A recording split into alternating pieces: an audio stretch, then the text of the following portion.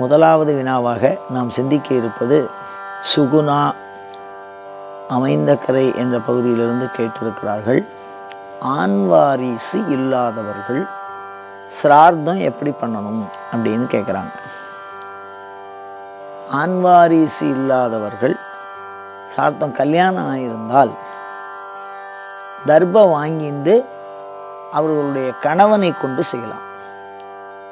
அப்படி இல்லை, கல்யாணம் ஆகலை அப்படின்னு சொன்னால் ஆச்சாரிய கிருத்தியம் அப்படின்னு சொல்லுவாங்க. அதாவது யார் சிரார்த்தம் பண்ணி வைக்க வராளோ அவள்கிட்ட தர்பையை வாங்கிட்டு அவளுக்கு தனியாக அதாவது செய்யறதுக்குன்னு ஒரு வெத்தலைப்பாக்கு தானம் கொடுக்கணும், ஒரு குறிப்பிட்ட சம்பாவனை கொடுக்கணும். அது கொடுத்து, அதாவது குரு சம்பாவனைங்கிறது நாம் பண்ணி வைக்கும்போது கொடுக்கறது. இப்போ இந்த அதிகார சம்பாவனைங்கிறது என்ன அப்படின்னா, ஒரு பெண் வாரிசாக இருக்கிறதுனால ஆச்சாரியனுக்கு அந்த அதிகாரம் இருக்குது, ராஜாவுக்கு அந்த அதிகாரம் இருக்குது, எல்லாருக்காகவும் சிரார்த்தம் பண்ணலாம் அப்படிங்கிற அதிகாரம். அந்த மாதிரி சிரார்த்தாதிகாரம் ஆச்சாரியனுக்கு போகணும். அப்போ சிரார்த்தாதிகார சம்பாவனை அப்படின்னு சொல்லி அதை முதல்ல கொடுக்கணும். இந்த அதிகார சம்பாவனை அப்படிங்கிறது வெத்தலைப்பாக்கில் வச்சு தத்தமாக கொடுத்து அதுக்கப்புறம் சிரார்த்தத்தை அந்த ஆச்சாரியன் மூலமாகவே பண்ணிக்கலாம்.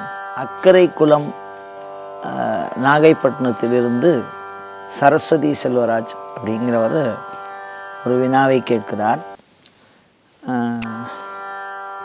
தலைக்கு மேலே ஒரு பாம்பு படம் எடுப்பதாகவும் நான் கனவு கண்டேன், அதன் கனவினுடைய பலன் என்ன அப்படின்னு கேட்குறார்.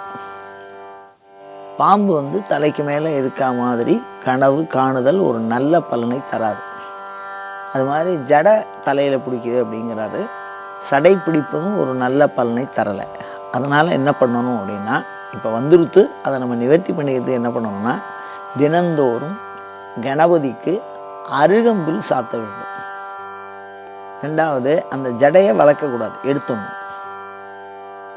அவர் சொல்கிறார், என்னுடைய வாழ்க்கையில் துன்பத்துக்கு மேலே துன்பம் வருது, ஆனால் நான் எல்லா சாமிக்கும் சரியாக சிரார்த்தம் சரியாக பண்ணுறேன், கோயில்களுக்கு போய் வழிபாடு பண்ணுறேன் அப்படின்னு அவர் சொல்கிறார். இப்படி நல்ல செயல்களை நான் செய்து கொண்டிருந்தும் யாருக்கும் எந்த துன்பமும் விளைவிக்காத போதும் அந்த செய்த செயல்களின் பலனாக எனக்கு ஒரு நல் விளைவுகளை நான் பார்க்கவில்லை, அனுபவிக்கவில்லை அப்படின்னு அவர் சொல்கிறார். இது எல்லா ஒரு சமூகத்தாருக்கும் இருக்கக்கூடிய பிரச்சனை. இது நான் அடிக்கடி வலியுறுத்துகிறேன்.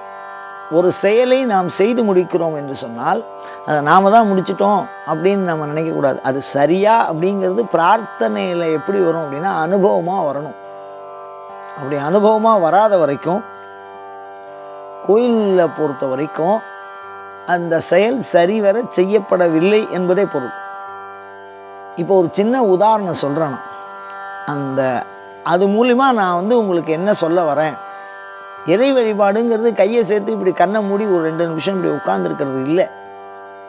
இறை வழிபாடுங்கிறது ஏதோ ஒரு சில பொருள்களை பூசாரியினிடத்து ஒப்படைத்து தங்களுடைய பெயரை சொல்லி அதிலிருந்து தாங்கள் விலகி கொள்ளுகிற செயல் அல்ல. அது ஒரு உணர்வு பூர்வமானது. ஒரு ராஜா இருந்தார். அந்த ராஜாவுக்கு வயிற்று வலி. இந்த வயிற்று வலி கொஞ்சம் கொஞ்சமாக அதிகமாக ஆரம்பிச்சு. என்னென்னவோ ராஜ வைத்தியம், ராஜா இருக்காருனாலே ராஜா பக்கத்தில் நித்தியப்படியாகவே ஒரு வைத்தியர் இருப்பாள், ராஜ வைத்தியர்னு ஒரு பேர். அந்த உடல்நிலையை பாதுகாத்துட்டே இருப்பாவா, சாப்பாடும் அவள் தான் சொல்லுவாள். அப்படி இருந்தும் என்னென்னவோலாம் வைத்தியம் பண்ணி அந்த வயிற்று வலி தேரல.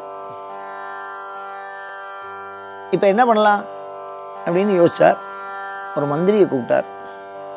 இது மாதிரி இந்த பிரச்சனைக்கு என்னதான் பண்ணலாம், பிரச்சனை ரொம்ப பிரச்சனையாக இருக்குது, எனக்கு வயிற்று வலி தாங்க முடியல, மற்ற விஷயங்கள்லாம் எதுலேயும் கவனம் போக மாட்டேங்கிறது, இதுக்கு முதல்ல ஏற்பாடு பண்ணார். அது வரைக்கும் மந்திரி அவர்கிட்ட இருந்த மந்திரி ரொம்ப சாமர்த்தியமான மந்திரி. அது ரொம்ப பொறுமையாக எல்லாத்தையும் கவனிச்சுட்டு, இந்த முனையில் ஒரு சாமியார் ஒருத்தர் இருக்கார், அவரை போய் பார்த்தோம்னா நமக்கு ஏதாவது வயிற்று வலி அப்படின்னா அது முதலே சொல்ல வேண்டியதானே. அவர் உடனே, ஐயா நீங்கள் கேட்டதுக்கப்புறம் ஏதோ ராஜ வைத்தியம்லாம் பண்ணியிருக்கீள், அதெல்லாம் சரியாகலைன்னா அதை பண்ணிக்கலான்ட்டு இருந்தீங்க. சரி, இப்போ உடனே வண்டியை கட்டு அப்படின்னு உடனே அந்த காலத்தில் குதிரை தானே, எல்லோரும் இங்கேருந்து அங்கே ஒரு சாமியார்ட்ட போனார். அவர் வந்து இவரை பார்த்தோன்னா ராஜா வந்திருக்கார் அப்படின்னு. உடனே அவரை பார்த்துட்டு அவர் சொன்னார், நீங்கள் வந்து ஒரு நடராஜர் கோயில் கட்டுங்கோ, அது வந்து இந்த வயிற்று வலியை உங்களுக்கு நிவர்த்தி பண்ணும் அப்படி. உடனே ராஜா, சரி நடராஜர் கோயிலுக்கு ஏற்பாடு பண்ணு, எவ்வளோது பணம் கொடுக்கணும், யார் வரணும், இந்த சிற்பியை கூப்பிடு, அங்கே யார் பூஜை பண்ணுறது யார் இருக்கா அவளை கூப்பிடு, அவள்கிட்ட பணத்தை கொடு, அவள்கிட்ட அதை கொடு, ஏற்பாடு பண்ணி பூஜை பண்ண சொல்லு. இப்படியே மெதுவாக பிரமாதமாக நடராஜர் விக்கிரகம் பண்ணியாச்சு. இது ஒரு செவி வழி செய்தி. நான் உங்களுக்கு உங்கள் மனநிலையை விலக்கி கொண்டிருக்கிறேன். தயவு செய்து இந்த கருத்தை தவறாக புரிந்து கொள்ளாதீர்கள். இதை முதலே சொல்லிக்கிறேன். இது வந்து தாழ்த்தவோ உயர்த்தவோ சொல்லப்படுறதில்லை. நகினிந்தா நியாயம். ஒரு சாமியை வந்து உயர்த்தி பேசுகிறோன்னா இன்னொரு சாமி தாழ்வுபடுத்தணும்னு அர்த்தம் இல்லை, அதுக்காக சொல்லுவோம். இப்போ நடராஜருக்கு பிரமாதமாக பூஜை நடக்குது. 48 நாள் வரைக்கும் பொறுத்துன்னு இருந்தார். ஏன் பொறுத்திருந்தார் அப்படின்னா, ஏன்னா ஒரு செயலை செஞ்சு அதனுடைய விளைவு வந்து அதுக்கப்புறம் தான் அது சரியாக தவறான்னு புரிஞ்சுக்க முடியும். அதனால் கோயில் கட்டியாச்சு, அந்தணர்களை வந்து கூப்பிட்டு பூஜை பண்ணியாச்சு, தொடர்ந்து பூஜையும் நடந்துன்னு வருது, எல்லாம் கரெக்டாக நடக்கிறது. ஆனால் அவருக்கு வயிற்று வலி போகலை. ராஜாவோ இல்லையோ, அதெல்லாம் மந்திரியை கூப்பிட்டார். ஏன்பா இந்த வயிற்று வலி போயிடும்னே, இன்னும் நடராஜாவுக்கு செஞ்சு எல்லாத்தையும் செஞ்சு என்ன சரியாக போயிடும் அப்படின்னேன். நானும் எல்லாத்தையும் சொல்லி எல்லாம் செஞ்சுட்டேன், ஒன்றும் சரியாக போகல. அவர் மெல்ல தலையை சொரிஞ்சிட்டு, இவரோட குருநாதர் ஒருத்தர் இருக்கார், அவரை போய் பார்த்தா எல்லாம் சரியாக போகும். உடனே வச்சார், ஆஹா என்னடா அது குருநாதர் ஒருத்தர் இருக்காருன்னா இது சரியா இல்லையா? அப்போ வந்து ஏதோ ஒரு ஒரு ஒரு முடிவில் தான் இருக்கீங்களா நீங்கள் எல்லாரும்? நேரடியாக அதை முதல்லையே சொல்லியிருக்கலாமே அப்படின்னார். உடனே அவருடைய குருநாதர், அந்த சாமியாருடைய குருநாதர், அவரை போய் பார்த்தோன்னே அவர் சொன்னார், காளியை பூஜை பண்ணுங்க. இந்த மன்னனுக்கு ஒரு அனுபவம்.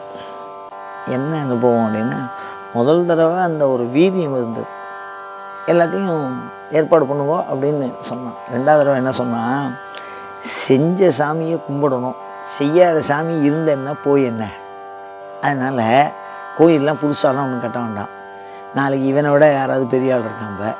அனுபவம், ஒரு அனுபவம் தான் பாடமே. அப்போ என்ன பண்ணுறது மன்னா அப்படின்னு கேட்டான்.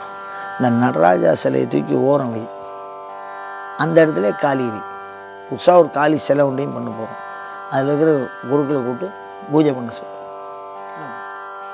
சரி, அரச கட்டளை, நம்ம என்ன பண்ணுறது அப்படின்னோடனே காளி சிலை பிரதிஷ்டை பண்ணுறா, அதுக்கு ராஜாவை கூப்பிட்ருக்கா. இவர் உள்ளே போய் தரிசனம் பண்ண போகிறார். இந்த நடராஜா சிலை இருக்கோ இல்லையோ, அந்த சிலை அதுக்கு பக்கத்தில் எப்படி ஓரமாக, ஏன்னா வைக்கிறதுக்கு மனசு இல்லை, ஏன்னா அதை ஆத்மார்த்தமாக பூஜையெல்லாம் பண்ணிவிட்டு இந்த நடராஜருக்கு போய் அவள் எடுத்து அண்ணண்டை வைக்கிறதுக்கும் அவளுக்கு மனசு இல்லை. அதனால் ஓரமாக அம்பாள் அடுப்புற வச்சுட்டு நடராஜா சன்னதி இப்படி ஓரமாக திருப்பி வச்சா. அப்படி வச்சுட்டு பூஜை பண்ணிட்டு இருந்தா. அந்த பூஜையில் அப்போ தான் பூசாரி சாம்பிராணியை போடுறார். அந்த சாம்பிராணி பிரமாதமாக இருக்குது அம்பாளுக்கு போடுறது. திடீர்னு இந்த ராஜாவுக்கு ஒரு கடுப்பு, செய்யாத சாமி சாம்பிராணி இருக்குது, அதோட மூக்க பொத்து அப்படின்னா. யாரை? நடராஜாவோட மூக்க பொத்து. உடனே எல்லாரும் ஓடி போய், அந்த ராஜா இல்லை என்ன பண்ணுறது, அதனால் எல்லோரும் பதட்டப்பட்டு நின்னார். எனக்கு செய்யாத சாமிக்கு சாம்பிராணியை அது என்ன பண்ணக்கூடாது, அது வந்து அதை நுகரக்கூடாது அப்படின்னு தானே அந்த நடராஜாவினுடைய மூக்கை பொத்தினார். அவருடைய வயிற்று வலி சரியாக போச்சு. இப்போ நீங்கள் என்ன சொல்கிறீர்கள்? இந்த சம்பவம் எதை உங்களுக்கு உணர்த்துகிறது அப்படின்னா, ஏதோ காசு இருக்கே கோயில் கட்டுவோம் அப்படின்னா அதுக்கெல்லாம் சிவம் செய்யணுங்கிற அவசியம் இல்லை.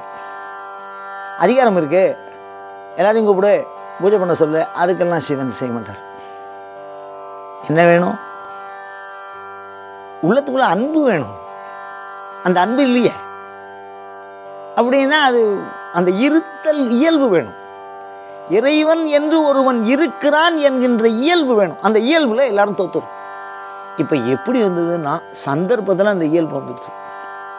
என்ன சந்தர்ப்பம்? எதிர்ப்பு.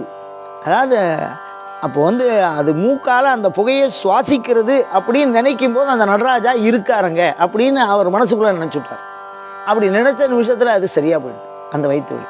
அதை மாதிரி இறைவனை உள் உணர்வோடு தொடர்பு கொள்ள முயற்சி செய்யுங்கள். கண்டிப்பாக அந்த பிரச்சனைகளிலிருந்து நீங்கள் வெளியிலே வருவீர்கள்.